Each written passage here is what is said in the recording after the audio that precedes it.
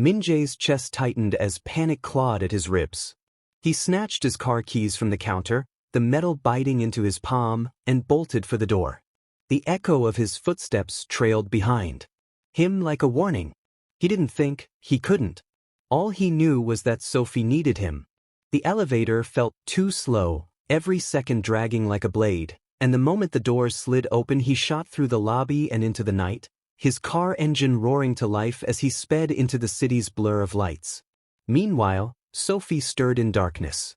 A dull throb pulsed through her skull, sharp enough to make her flinch. Her eyelids fluttered open to nothing but shadows. The air smelled of damp, concrete and stale sweat. She tried to move, only to feel the coarse bite of ropes cutting into her wrists, her arms wrenched behind her back. Something heavy and tight pressed against her head, a bandage, sticky and warm where blood had seeped through. Her breath hitched. "Hello," her voice cracked, trembling. "Somebody, please." The silence mocked her.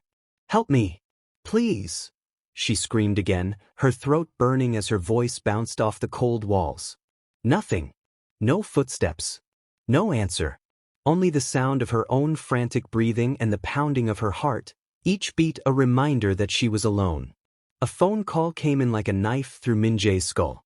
A number he didn't recognize flashed across the dashboard screen, its shrill ring filling the silence of the car.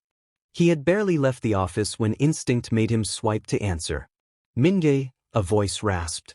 "If you want her alive, bring every financial document you own. Bank accounts, property deeds, shares, everything. You have 3 hours." Min-jae's grip on the steering wheel tightened until his knuckles bleached white. "Who is this?" A low chuckle, dry as sand. "You know who I am. Come alone. If you try to be clever, I'll cut her throat before you even reach the door." His chest constricted. "Sophie, what do you want with her?" His voice came out harsher than he intended. "I just told you," the man hissed. "Everything you own. Bring it to this address." A text followed instantly, a single line of numbers and letters, an abandoned warehouse in the eastern dockyards. "If you're late," the voice added, "I'll send you a piece of her to remind you I don't bluff." The call went dead. For a moment Min-jae just sat there, his heartbeat pounding against his ribs like a war drum. He replayed the voice in his head, cold and venomous. "Co Ji-hoon." Of course it was him. His phone slipped slightly in his damp palm. He slammed it onto the passenger seat and hit the accelerator. Tires screeched as the black Genesis shot through the night. He reached Sophie's apartment in record time, barely remembering the drive. The door was ajar. A chill swept through him as he pushed it open. The living room smelled faintly of vanilla and children's crayons. A stuffed bunny lay abandoned on the couch.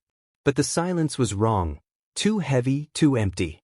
"Sophie?" he called, voice echoing down the hallway. "Jaemin?" "So-hee." No answer. He moved quickly from room to room. The twins' bedroom was stripped of its usual chaos. No laughter, no tiny shoes scattered on the carpet. Their beds were neatly made, as if no one had slept there at all. Min-jae's stomach dropped. "They're gone. Damn it," he muttered under his breath, raking a hand through his hair. Guilt churned in his chest like acid. "This is my fault. I should never have brought her into this." Behind him, the door opened. Han stepped in, breathing hard, a phone pressed to his ear. 2 men in black suits followed, scanning the hallway with practiced precision. "Boss," Han said quickly, lowering the phone. "We traced the call. Ji-hoon's signal is bouncing from the east dockyard. But we also picked up a secondary trail leading toward the Han River. It might be the kids." Min-jae's head snapped toward him. "The children, are they safe?" "We're not sure. But my men can track them. You can't be in 2 places at once." Min-jae hesitated, torn in half. Sophie was in Ji-hoon's hands. But the twins, his twins, were out there, unprotected. Han stepped closer, eyes steady. "Let us find the kids. You go to Sophie. She needs you alive, and she needs you now. We'll update you the second we locate the children." For a heartbeat, Min-jae couldn't breathe. Every instinct screamed to protect all of them. But Han was right. If Ji-hoon killed Sophie, There would be no negotiating, no future. His jaw clenched. Find them. No mistakes. Han bowed slightly. Understood. Go us. We'll bring the children back. Min-jae turned on his heel and stormed out, his chest burning with fury and fear. The warehouse district loomed like a graveyard of steel and shadows. Rusted cranes stood frozen against the night sky, their silhouettes sharp against the sickly glow of industrial lights. Min-jae parked a block away and stepped out into the icy wind. Every muscle in his body hummed with rage. He could almost hear Sophie's voice, her soft laugh, the way she always gets mad at him for always being invested in her life. The memory only sharpened the blade of his resolve.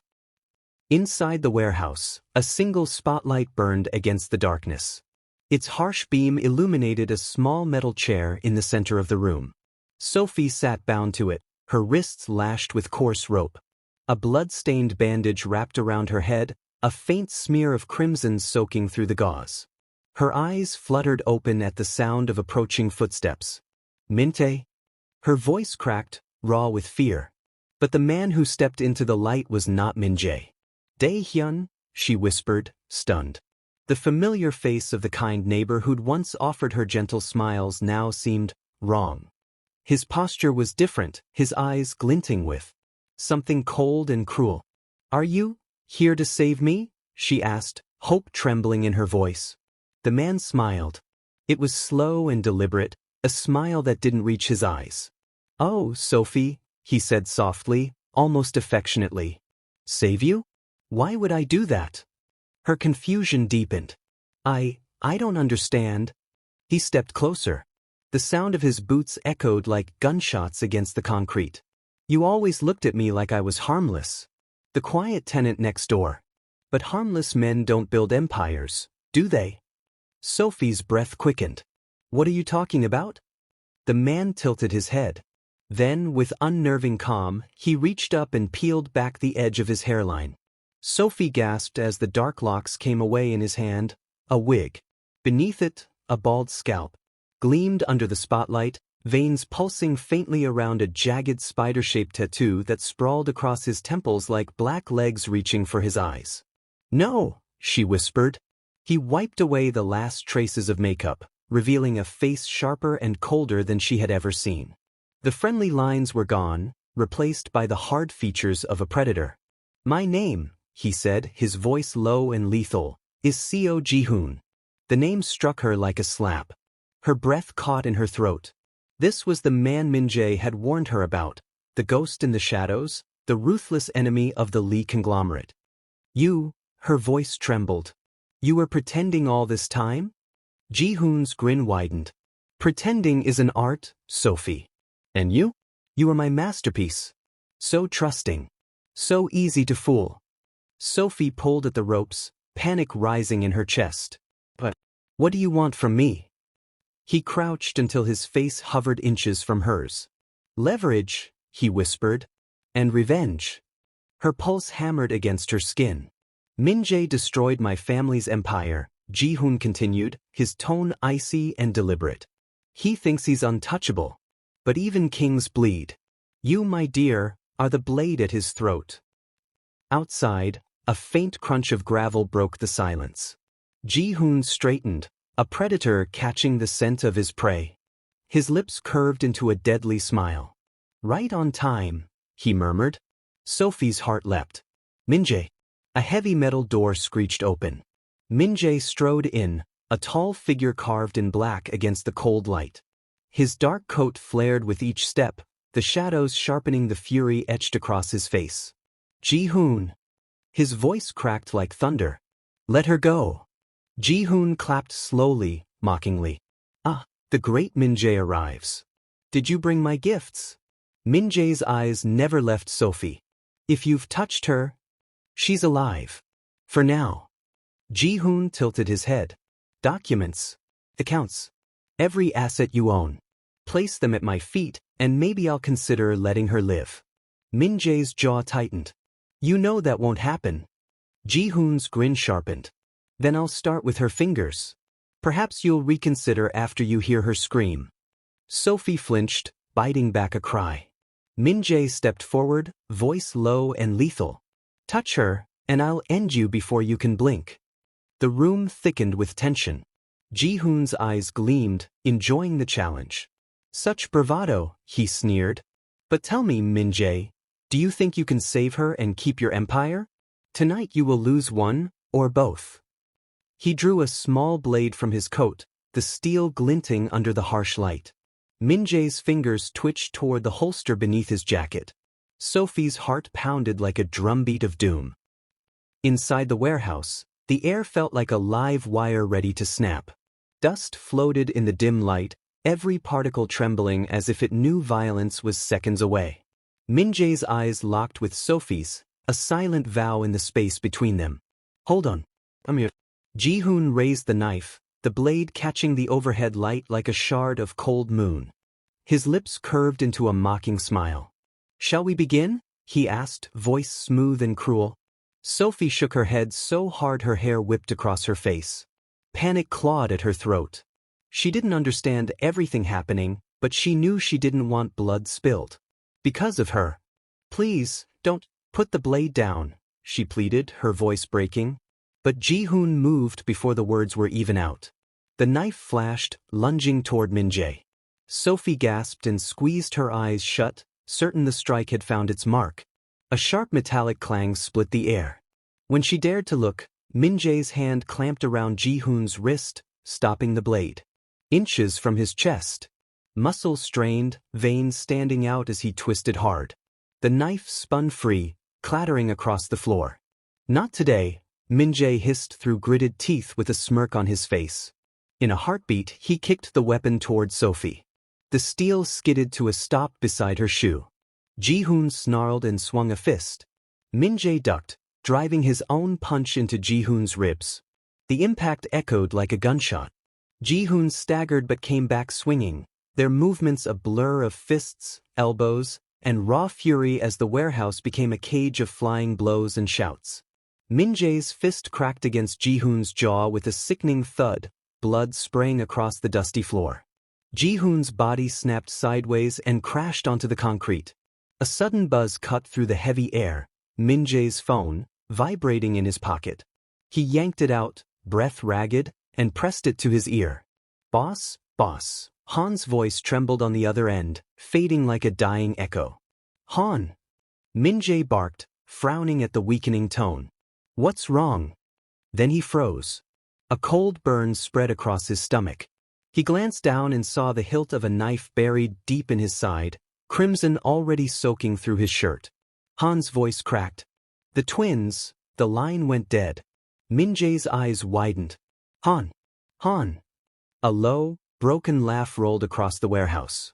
Ji-hoon pushed himself upright, blood streaking his chin, his grin feral. Oh, you think you've won? He sneered, limping closer. After you ruined my life, you really think I'd let you walk away in peace? What will you do about the twins now, Who will you save? Min-jae's chest tightened, confusion and fury battling inside him. He lunged forward, grabbed Ji-hoon by the collar, and yanked him nose to nose. Leave her kids out of this, you sick bastard. Min-jae growled, voice rough with rage. He drew his fist back, ready to smash it into Ji-hoon's face again. Stop, Ji-hoon hissed, tilting his blood-slick head with a sly smile. Slowly he jerked his chin first toward Sophie, then back at Min-jae. The silent threat in that small gesture sliced sharper than any blade. Ji-hoon tilted his head, a wicked gleam flashing in his eyes. Wait, don't tell me you don't know yet, he said, then burst into a manic laugh that echoed through the warehouse.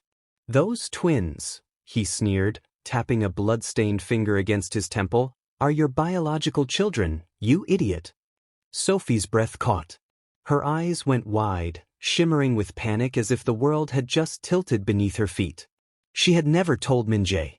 Her lashes fluttered uncontrollably and she couldn't bring herself to look up at him. I know, Min-jae said flatly. Ji-hoon's grin faltered. He searched Min-jae's face for shock, for hurt, for anything to save her, but found only a cold steadiness.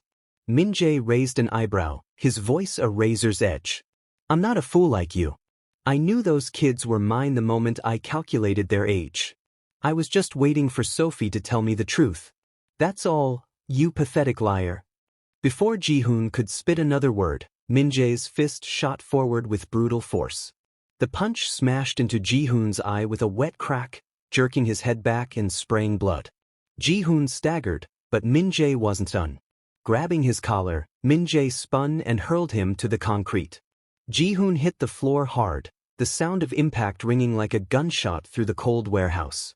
Guilt knifed through Sophie as the weight of her secret settled over her. She had known, deep down, that Min-jae would one day figure it out. He deserved to know the twins were his, yet she'd chosen silence, hiding the truth behind fear and uncertainty. Min-jae crouched in front of her, his expression softening as he untied the rope cutting into her wrists.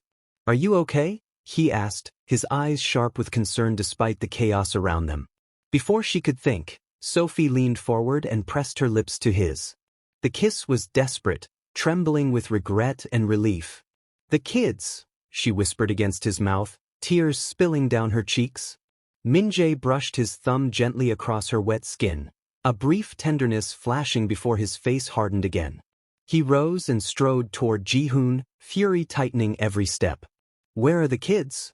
Min-jae barked, seizing Ji-hoon by the collar and slamming him against a pillar. He drove a brutal punch into Ji-hoon's other eye, the crack of impact echoing through the warehouse. "Where the hell are they?" he roared. Ji-hoon only groaned, lips curling in a bloody, defiant smile. "Check his pockets for his phone," Sophie said, her voice shaking but urgent. Min-jae shoved Ji-hoon back and plunged a hand into his jacket. Ji-hoon jerked and grabbed for the device, but Min-jae yanked it high out of reach. His eyes scanned the screen, thumb flying over messages until one stood out, "Sent today." "An address." "Found it," he said, his voice a deadly promise. Min-jae slammed one last punch into Ji-hoon's jaw, the crack echoing like a gunshot. Ji-hoon slumped against the pillar, blood dripping from his split lip. Min-jae turned away, phone still in hand. A number glowed beneath the address. The sender. Familiar. Too familiar. He hesitated, a flicker of recognition tugging at his memory. But there was no time to unravel it now. He forced the thought aside and strode toward Sophie. She struggled to stand, but he swept her into his arms with a quiet urgency. Her weight settled against his chest, her trembling fingers gripping his shirt. Their eyes met, hers wide with fear, his burning with determination. For a heartbeat, the world narrowed to that fragile connection. "Focus. The winds." "Hey, Min-jae." Ji-hoon's shout ripped through the heavy air. Min-jae spun just as Ji-hoon, bloodied but grinning, raised a gun with a shaky hand. The trigger snapped. "No!" Sophie's cry cut through the warehouse as she threw herself against Min-jae, wrapping her arms around him. The gunshot thundered. A sharp, sickening crack followed. Sophie's body jerked in his hold, her breath catching in a strangled gasp. Warm blood splattered across Min-jae's shirt. Her head tilted back, eyes wide with pain as a dark red stream trickled from the corner of her mouth. "Sophie!" Min-jae's roar tore from his throat, raw and desperate, as her body went limp in his arms. "The kids." Sophie's voice trembled like a fading echo before her eyes fluttered shut and her body went limp. "No, Sophie." Min-jae's heart seized, panic tearing through him. A crimson haze clouded his vision, his eyes burning a furious red. He scooped her into his arms and bolted outside, every step pounding with desperation. The night air hit like ice, but he barely felt it. He laid her gently in the passenger seat, his hands slick with her blood, and slammed the door shut. The engine roared to life. Tires screamed against the asphalt as he shot onto the road, blowing past traffic lights and ignoring blaring horns. Cars swerved, brakes screeched, none of it registered. His mind was a storm of rage and fear, every thought locked on Sophie's pale face and the twins' unknown fate. He snatched his phone and dialed the only person he could think of. His girlfriend. Someone who could help. The line rang. And rang. No answer. "Pick up," he snarled, slamming his palm against the steering wheel. He tried again. Nothing. A roar of frustration ripped from his chest. He hurled the phone against the dashboard, the device shattering into 2 jagged pieces. The screen went dark. His assistant was dead. His girlfriend wouldn't answer. The silence on the other end of every lifeline carved a brutal truth into his chest. He was utterly, crushingly alone. He skidded into the hospital lot, brakes screaming as the car jolted to a stop. Min-jae jumped out, scooped Sophie into his arms again, and burst through the sliding doors. Nurses shouted, rushing forward as he shouted for help. Blood smeared across the gleaming floor with every frantic step. As the doctors wheeled Sophie away, Min-jae barely glanced after her. The only thing burning in his mind was the address on Ji-hoon's phone. Han River.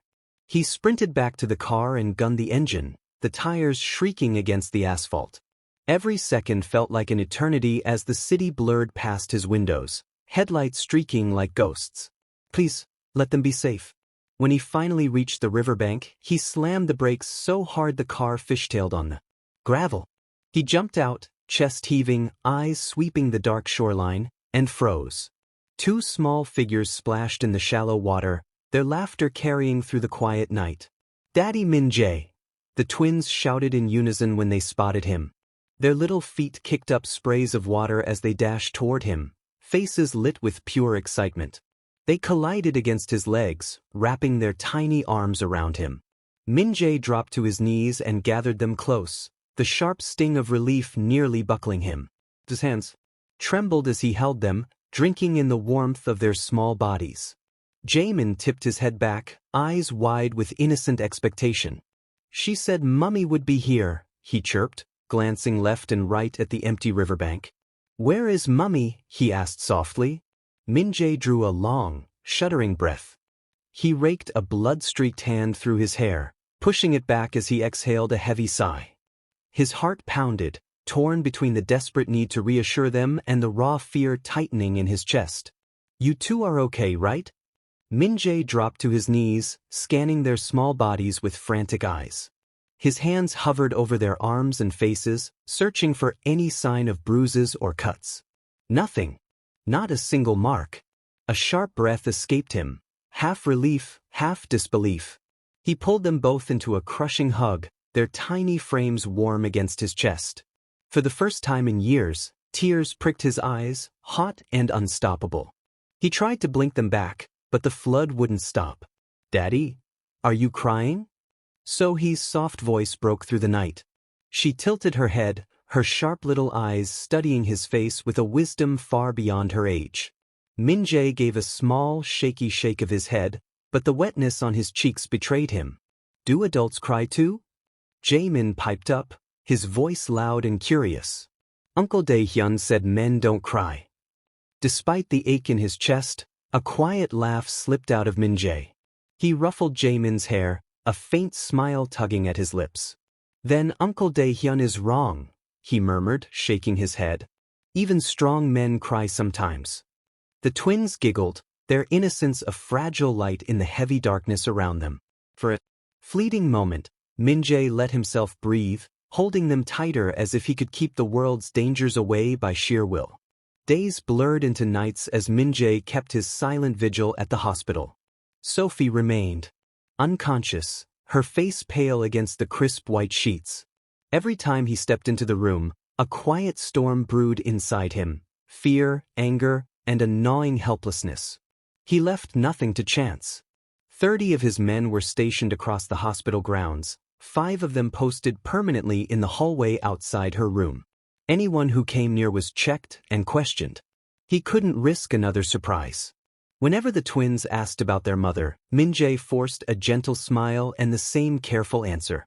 Mummy went on a trip, he would say, brushing their hair back with steady hands. She'll be back soon. They believed him, for now. But one question haunted him. Who had brought them safely to the riverside? Each time he asked, the twins gave the same reply. A lady with glasses, they said in cheerful unison. She was very nice to us. No name. No details. Just a mystery wrapped in a polite smile. Meanwhile, Ji-hoon had vanished. Every lead Min-jae chased dissolved into nothing, like smoke slipping through his fingers. One quiet evening, as he sat at the dining table helping with their assignments, Sophie suddenly looked up, her sharp eyes glimmering with curiosity. "Are you our real papa?" she asked softly. Min-jae froze mid-sentence, a pencil poised between his fingers. A low chuckle escaped him as he set the pencil down. "Why do you ask?" he said, keeping his tone light. "Because Jimin looks exactly like you," so he replied, her little brow furrowing in determination. "Don't lie. Are you our real papa? Because we don't mind." Jaemin nodded enthusiastically beside her, his eyes bright. Min-jae's chest tightened, a mix of warmth and ache spreading through him as he looked at their eager faces. "Well, yes," Min-jae said quietly, a faint smile tugging at his lips. "I knew it." "So," he clapped her small hands together and beamed. "See? I'm always right. Can't wait till Mummy wakes up so I can tell her. How dare she keep it from us?" She folded her little arms across her chest in mock outrage. "Don't do that," Min-jae said gently, brushing a strand of hair from her forehead. "Mummy didn't keep it from you. She didn't know either." So, he squinted at him, her sharp little eyes narrowing. "That's a lie, Daddy." Before he could answer, she pounced, giggling as her tiny fingers dug into his sides. "Liar, liar," she squealed, tickling him until his laughter broke free in spite of himself. For a moment, the room was filled only with their laughter, the heavy weight of secrets lifting just enough to let light through. Days later, Min-jae stood in the gray stillness of a cemetery, the earth freshly turned where Han now rested. Beside him stood Nara, her dark sunglasses reflecting the dull sky. Min-jae exhaled a long, tired sigh. "Nah," he said, his voice low, "I've enjoyed my days with you, but it's time for us to part ways." Nara tilted her head, a smirk tugging at her lips. "Are you breaking up with me?" He nodded once. "At least give me a reason," she pressed, her tone sharp. "Why end it now?" "Because," he hesitated, the words heavy in his chest. "Because I have children I never knew about. Children who need me, and their mother needs me too. I have to be there for them." Nar let out a scoff, her arms crossing tightly. "Do you even hear yourself? You should be ashamed." "I don't care," Min-jae said firmly, meeting her eyes. "All I want is to spend the rest of my life with her, with him." He paused, something flickering in the corner of his vision. The sunglasses perched on Na's face, sleek, distinctive, looked painfully familiar. His mind flashed back to the drawing Jaemin had made of the mysterious lady who brought them to the Han River. The glasses were identical. Min-jae's breath caught, a chill crawling down his spine as the pieces began to slide into place. "Where were you last week Tuesday?" Min-jae asked, his voice low but cutting. "I remember calling you, but you refused to pick up." "Nah." "Where?" He stopped, jaw tightening. Part of him didn't want to believe where his thoughts were leading. "Where the hell were you that day?" Nar blinked, her lips parting in quick defense. What are you talking about? Didn't I apologize already? I told you I left my phone on silent and fell asleep." Min-jae's eyes narrowed, one brow lifting in quiet challenge. "Is that so? Then you won't mind if I check the CCTV at your place. I should see you at home the whole time, right?"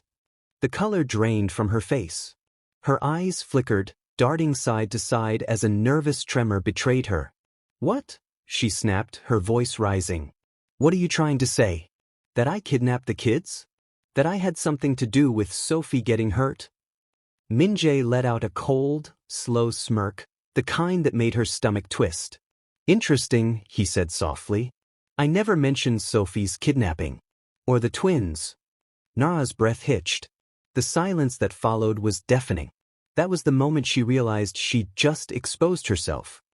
She stayed silent, her eyes fixed on the floor, lips pressed tight. The weight of her silence told him everything. A heavy sigh slipped from his chest, disappointment clouding his face as he straightened his shoulders. "I'd better never see you near my business or my properties again," he said, his voice low but sharp enough to cut through the air. "Do you understand? I'm not calling the police, and you know why. You know how we handle things here. Got it?"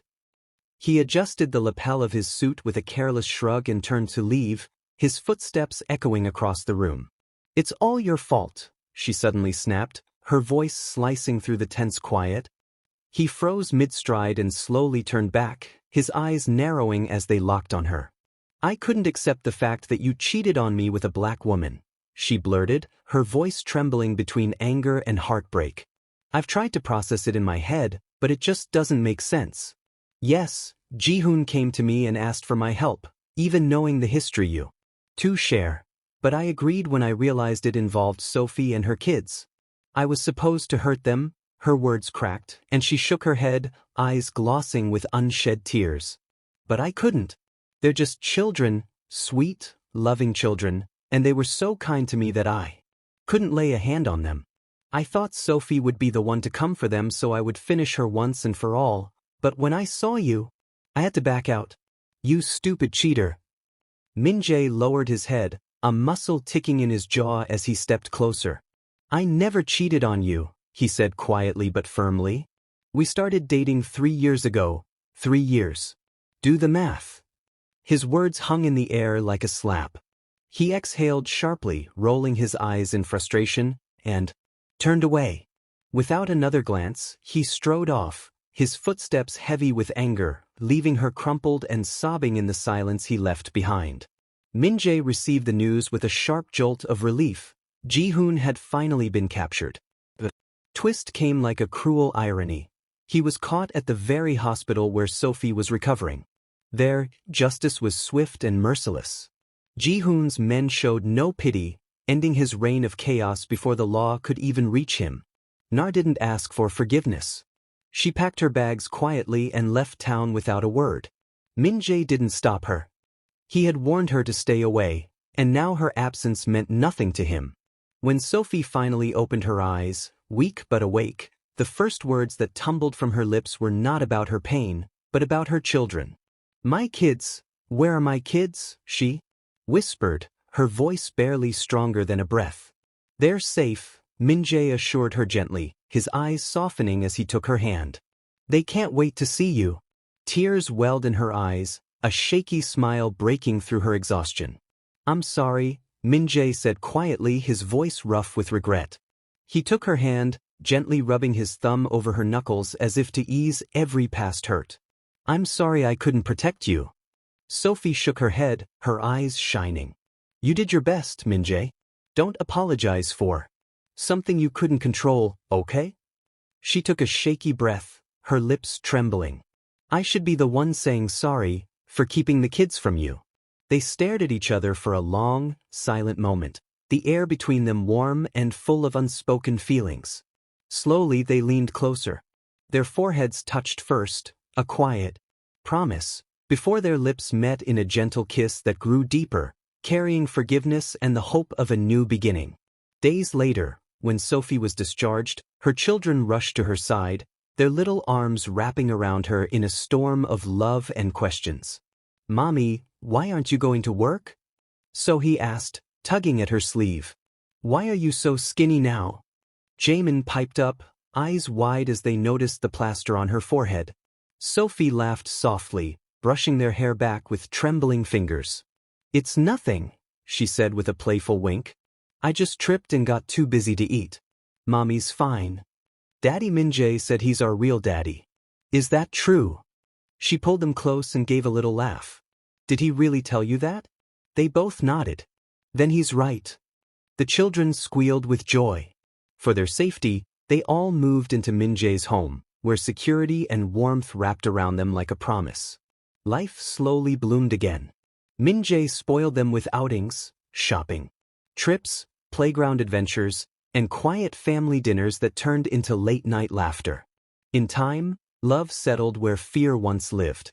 Min-jae and Sophie stood before family and friends, exchanging vows that sealed not just their hearts, but the new life they had fought so hard to protect.